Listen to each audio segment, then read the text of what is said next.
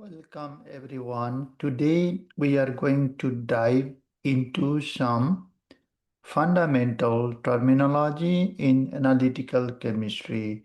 Terms like population, sample, analyte, matrix, measurand, and measured value.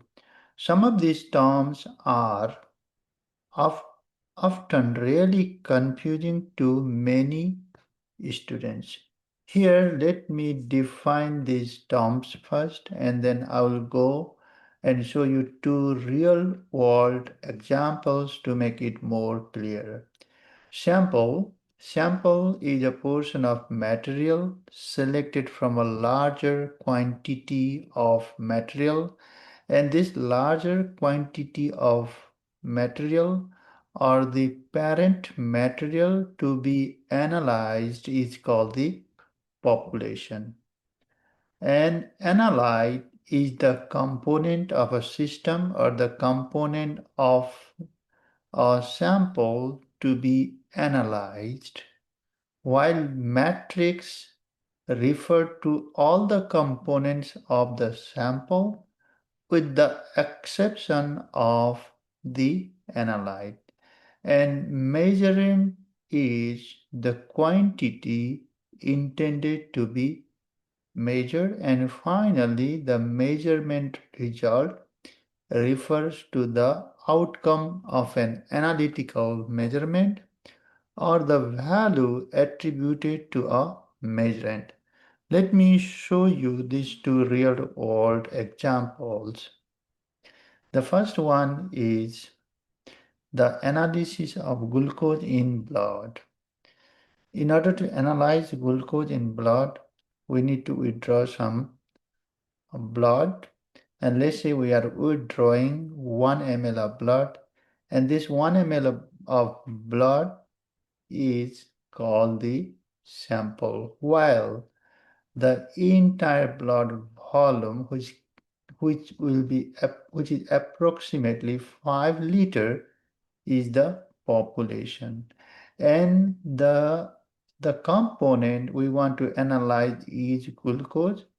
Glucose is the analyte. And all the components in the blood except glucose is matrix. And measurand is the quantity intended to be measured, and the quantity intended to be measured is the concentration of glucose. That is the measurand. And finally, the measurement result. After we do measurement, we find the result. Typically, we do multiple measurements and report the result as a mean plus minus standard deviation. Here 98 is mean, and then this 2 is standard deviation, and this milligram per deciliter is the unit.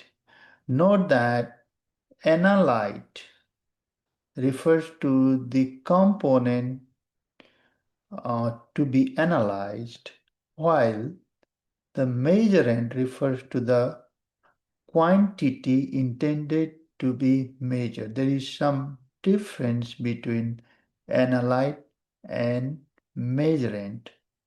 So now let me show you another example. And the example is the analysis of lead in paint on an old home's walls. Here, the population or the parent material refers to the total dried paint covering all the walls of the house. That means the entire bulk body being evaluated is the population. Now, the sample. And when we do sampling, we typically take several paint chips from different location across different walls, and then we combine them and grind them into a single representative analytical sample. Why do we do this? Is for heterogeneous population or the heterogeneous parent material, this is the best way to get a representative sample. And the matrix refers to everything in the sample with the exception of lead. And then analyte is lead, and what is the measurand? Is the quantity. The quantity, the concentration of lead in the paint. And again, analyte is lead and measurand is the quantity of lead.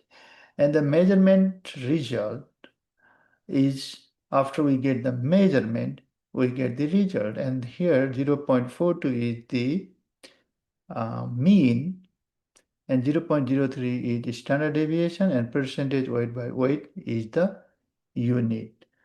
I hope breaking down these definitions with real-world examples gave you a solid grasp on how to use these terms. Thank you for watching this video. Please subscribe for more study tips and chemistry and data analysis.